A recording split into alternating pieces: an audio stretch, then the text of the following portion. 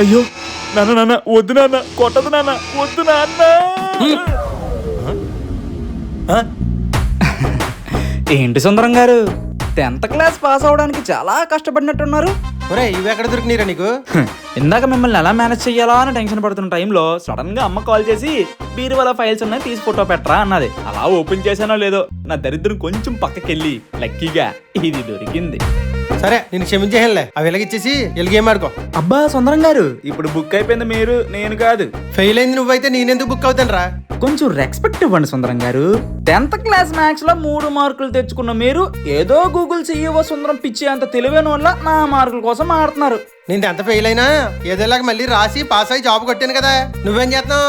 Supplementary రాయడంలో Guinness record ఎక్కిలాగా ఉన్నావు. Voice raise చేసావు అనుకో, ఇది తీసుకెళ్లి చెల్లికి చూపిస్తాను. దాన్ని చదువు అని పెట్టిన టార్చర్ కి ఇది చూస్తే ఒక లెక్కల్లో వేసుకుంటది. చూపించమంటావా? ఇప్పుడు ఏం చేయాలరా?